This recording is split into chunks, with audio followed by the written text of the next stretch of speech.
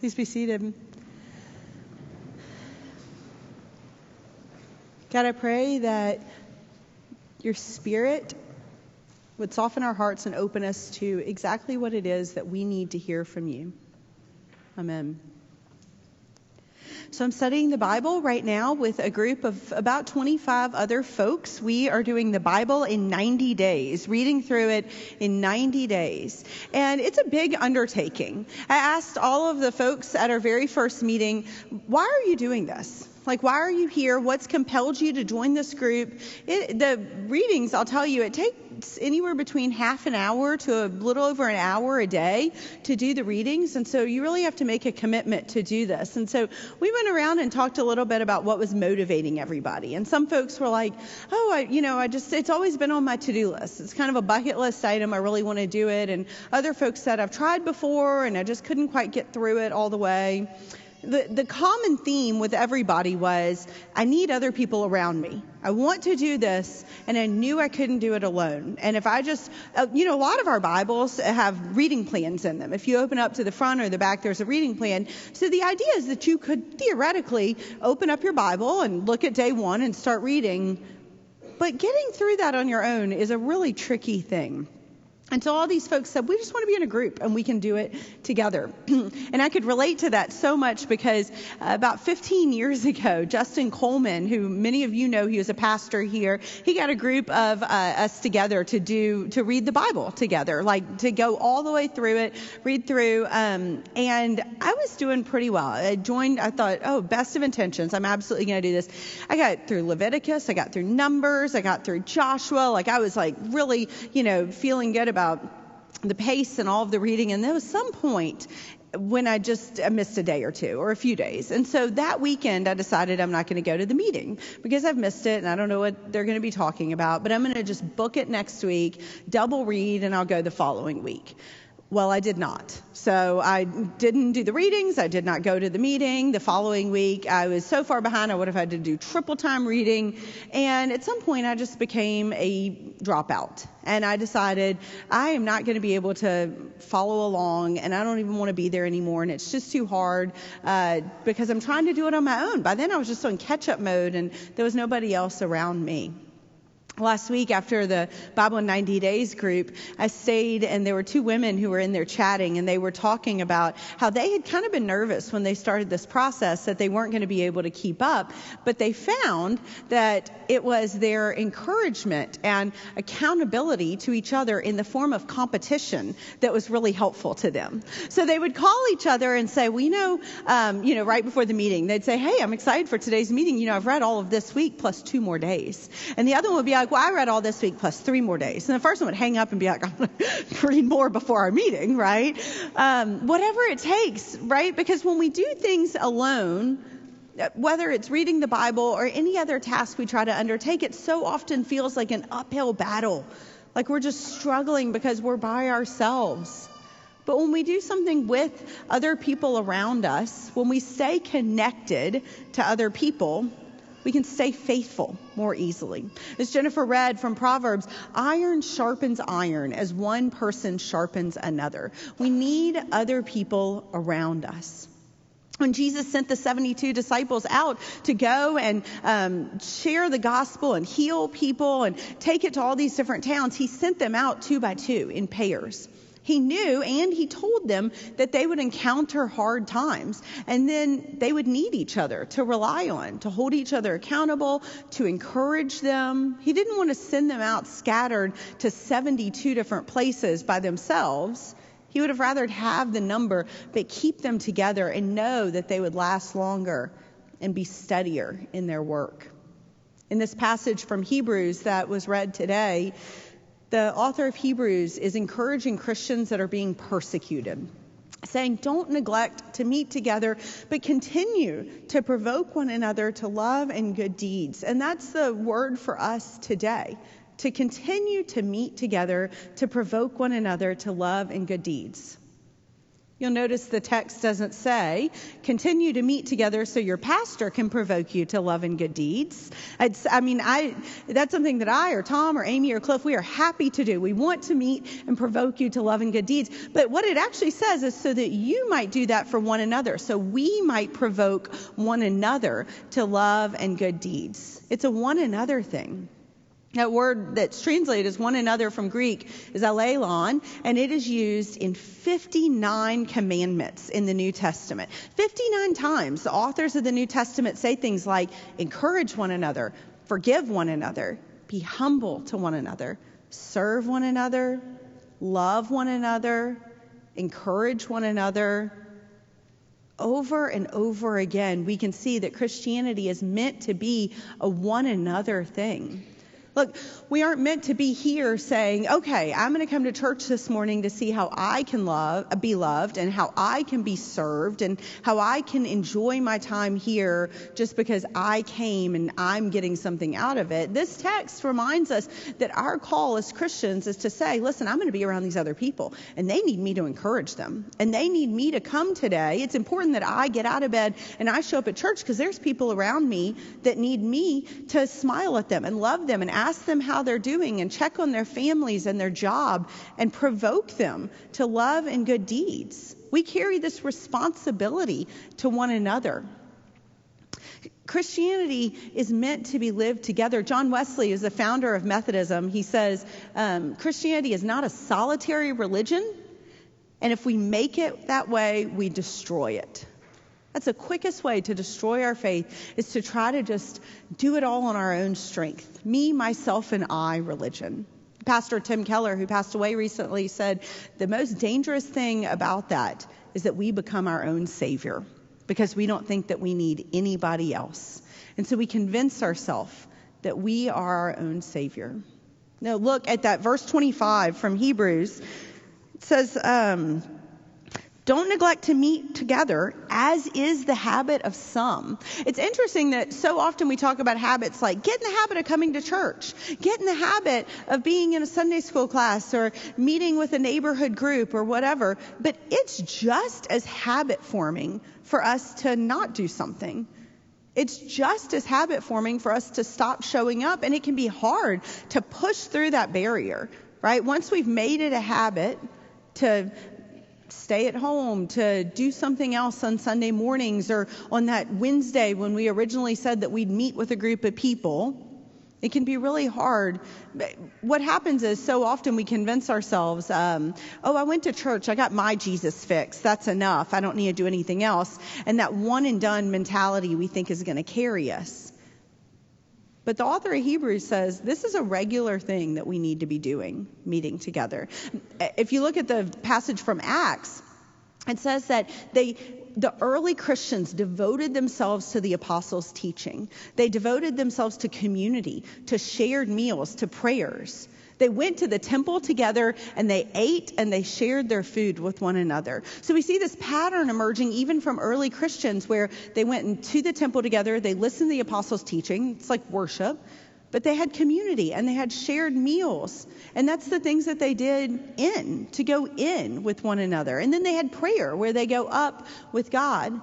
I don't want you to hear me say that worship is not an important thing. It certainly is. The apostles had this early pattern of corporate worship, but also corporate gatherings that weren't worship, being in community. When we're here, the object of our prayers and praise is God. This is about our vertical relationship with God. We are growing inwardly up. This is a vertical thing. But when we gather together, like in a small group, or we get together with folks from our office that say we're going to pray together, or whatever it looks like, that's our horizontal relationship. That's living not as a solitary Christian, but about being with one another. And that's the thing that God really calls us to do with one another. And so like Tom did last week with his training guide, and he gave us these really practical tips for growing personally our relationship with God, I want to offer today a couple of practical things that we can do. Really, things that you can actually get your hands around so that you can be in community with other people. And the first one that I'm going to offer you is that I want you to read the Bible with somebody else. I know there is someone in your life. You have a friend somewhere in your life. It might be your spouse. It might be someone that you consider a close friend, but it just feels like there is this layer missing. Like y'all don't talk about your faith, what's so important to you with each other. Or it might be somebody that you don't know that well, but you want to go closer to.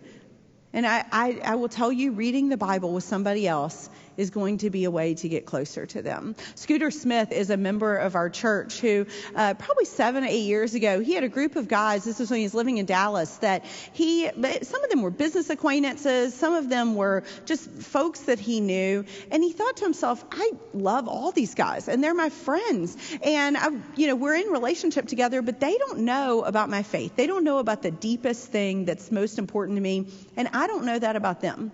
And so he took this risk and he emailed all these guys. They didn't even know each other, all these guys. And he just said, hey, I want to propose something. I want us to read the Bible together. Would you be up for that? We'd meet once a week and we'd talk about what we've read. And he said, not everyone said yes, but most of them did. And they got together for 6 months or so, and they read the Bible together, and they talked about it, and they prayed for each other. And he said it deepened their relationship. They went from like colleagues and business acquaintances to deep, good friends.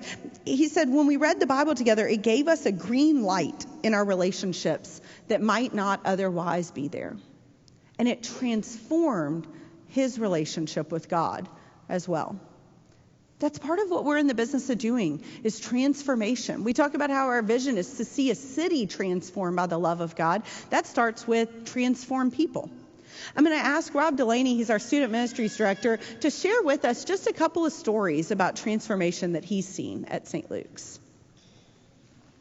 It was 16 years ago, and I sat at the end of a table in the Heinz Baker Room just down that hall. And I was there to interview for a job that I had no intention on accepting, if offered. I was hesitant, honestly, to even interview my wife. I was hesitant because I was so happy at my church in San Antonio. I'd been there in college. I'd been on staff for 7 years. It was family. But my wife was 4 months pregnant, and she made me promise that I had to have an open mind. And so I drove to Houston for the interview. And at the end of the interview, they asked if I had any questions, and we talked some ministry things. And then a question came out of me that I wasn't anticipating to ask, but I did. I said, would St. Luke's be a good place to raise a family? And I remember like it was yesterday. Sandy Eccles was sitting to my right, and she looked at me and she said, the best.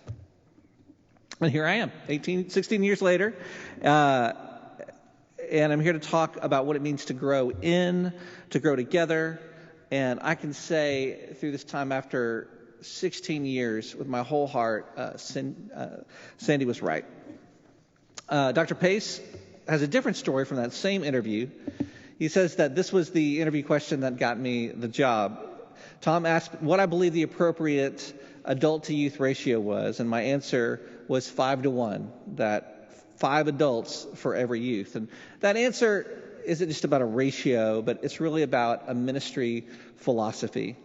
It's our idea that at St. Luke's, every student deserves 5 adults that know them, that are there for them, and as they navigate their teenage years. And St. Luke's takes this so seriously to be a place where we equip families and individuals to live and love like Jesus, and to support these young people as they grow in their faith and as they become the church. And so that's what started this whole adventure for me 16 years ago. And over that time, the student ministry has done everything in our power to build a team of volunteers, parents, and young adults that would invest in the lives of students. And there's stats in your bulletin about the student ministry that I'm proud of. 200 plus students that are participating in Wednesday night Bible studies, and hundreds of students that are doing retreats, and there's over 400 students involved.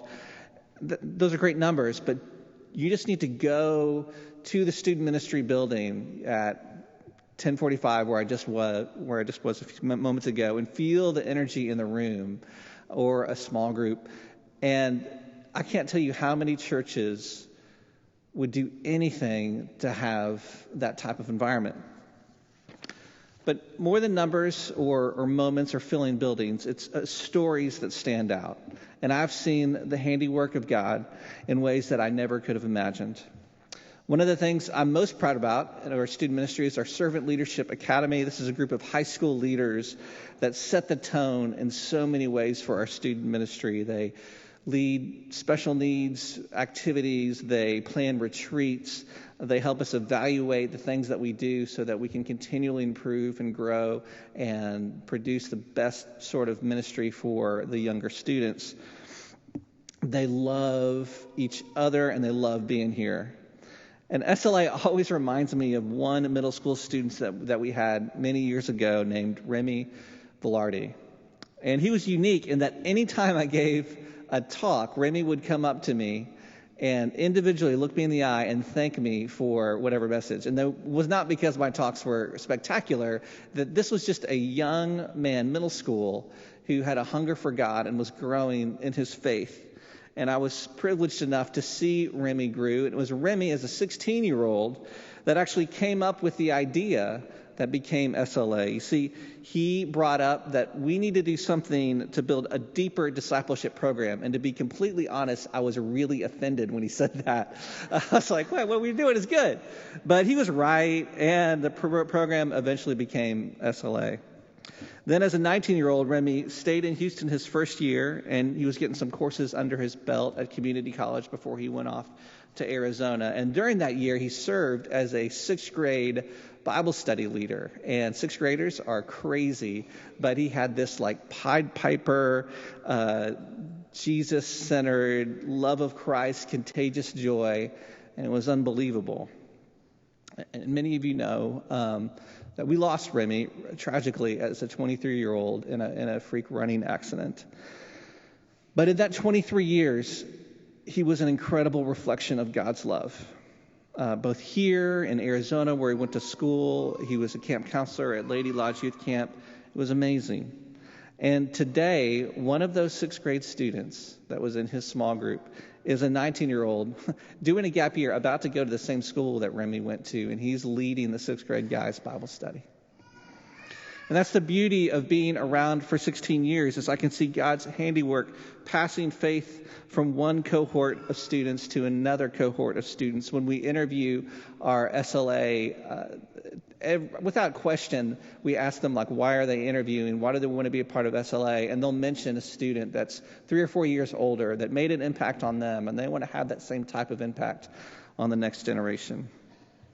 I'm here this morning on behalf of the Generosity Committee, and it is 100% true that one of the key secrets to this is generosity. It takes generosity for our adult volunteers to give their time and energy every single week to invest in students. It takes generosity for families to open up their homes, 12 different homes every single Wednesday night, feeding oftentimes hordes of high school guys. That is generosity. It takes young people to be generous with their limited time, to commit to not stop meeting together and to sharpen one another. The generosity of this congregation enables us to recruit and equip a phenomenal staff, to bless our students and partner with parents. The generosity makes me think of a young man named Gene, who a week and a half before an out-of-state summer camp, who's from Gethsemane campus, and he said, hey, can I go with you guys we're going to Colorado or something. And it was going to cost us $1,000, and I didn't have to think twice because I knew the funds were there. I knew we could make it happen, and Gene became part of our family. He had more than 5-to-1 adults that invested in him, and he was a light and a leader. And now as a father of 3, 16-year-old, I have a 13-year-old, I have an 11-year-old, and I can't say enough how grateful I am personally for the generosity of St. Luke's. I'm grateful for a children's ministry that embraced my children to build a foundation that lasts a lifetime, a music and fine arts community that awakened a fire and light in them that I didn't even know existed, all while surrounding them with a loving and supportive community. I'm grateful for a generous community where the hands and feet of Christ last spring as my wife battled breast cancer. and is victorious over breast cancer, and overwhelmed us with meals, encouragement, cards, and loves. And then when I see that faith come alive in my own children, to see that faith build in them, that surprises me and inspires me to see them grow in their gifts and lead in their own unique ways. When their school friends ask them, tell me about this Jesus that you talk about. What is it about this church community that you are always wearing these shirts and you talk about so much? So obviously, I've always known that building a church community, a youth group matters. But even then, experiencing it firsthand within your own family is something else. So I'm grateful, and I'm excited about the future ahead. What will it look like to continually not stop meeting together, to sharpen one another, and to see what God has in store for this community? Thank you very much.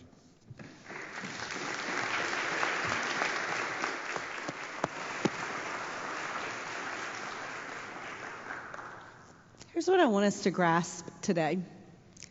Being a Christian means that we need to be in community. You have to take the risk. Join the group. Ask someone to encourage you. Encourage someone else. You are a part of something that is bigger than you. And it's something that may need you to help carry it. That is what we owe to one another. Anytime we join in on some group effort, what we owe is to do our part to help carry that thing. And when we're in community, it makes us generous. One of the ways it makes us generous is with our time and with our support. You heard what Rob said about Remy and how he was totally transformed by being in small groups. And then he gave the love and support needed to build a structure that would transform it for so many other people. He gave his presence and his love, and he poured into other people. And then we are still reaping that legacy. I did a funeral a couple of weeks ago for a woman who died when she was 100, or might have just turned 101. And so as I was meeting with her family and we were talking about planning the service, they said, well, we think it's probably just going to be a family service. We don't think that we're going to have anybody else. You know, her peers and her contemporaries have passed away, and it's just going to be us. And so we were prepared just to have a small family service. And we came that day, and there were a dozen people from her son's Sunday school class. And they were sitting in the pews, and they were ready, and they wanted to greet him and love him and show him that he was supported and that he wasn't alone and that they were there for him. These are relationships that went back 30 or 40, in one case, 50 years. And they were generous with their love and their support, because that is what it means to be in community with one another. And if you're not in a Sunday school class, here's another part of the training plan. If you're not in a Sunday school class, I'm going to encourage you to find one. I know it can feel weird to walk in that first day, right? All of these classes, they're confusing. Which one is for who? Next Sunday, we are going to have a Sunday school open house. So when you come back to church next Sunday at 9:45 a.m., every class is going to be open. They're going to have snacks. They're going to have name tags. You can visit 3 or 4 classes next Sunday. Just duck in and out, kind of get the feel of them. But I want that for you. I want you to have a community of people that shows up when you don't think anyone's going to show up. And they sit with you, and they are there through the good times, and they are there through the hard times. Or you might want to find a group in your neighborhood. At the end of this month, we are going to launch neighborhood potluck dinner groups. And so that's another thing you can do as a part of your training plan, is you can join. There's going to be one everywhere near you, all over the city. We're going to have these groups, and there's no agenda. This one isn't about Bible study. This is just about getting together and loving each other and doing life with other people and getting to know them and having them support you. And so I'd love for you to be in a neighborhood dinner group. Whatever it is that you do, know that what you pour out in love and support is also going to come back to you so much. We provoke one another to love and good works, and by that, others are provoked to love and good works as well. We're not just generous with our love and our support. We're generous when we're in community financially as well. We give of our gifts. We give of our resources. You heard what Rob said about the fact that he knew he had funds set aside that he could invite Jean in immediately. And Jean's just one of so many that have benefited from that way, from knowing that we had people that said, we never want a student left out. We're going to give so we can make sure that anyone who wants to be a part of this can be involved in this ministry. and give so that we can change the lives of people, not just in our church, but out in our community as well. We are carrying there will be times that what we carry is more, and there will be times that other people carry more of the load. But in all of this, we carry each other. Joining a group, asking for encouragement, encouraging others, being in community, it's a risk. It's always a risk to do that, but it is a worthwhile risk. I will tell you, it is the most worthwhile risk that you could take. So in a moment, I'm going to ask Jim to play just for a minute. As we take these inserts that were in your bulletin, I'm going to invite you all, this is a part of your training regimen, tear off this perforated part. I want you to take this home with you, and I want you to take your bulletin home with you because it has sermon notes.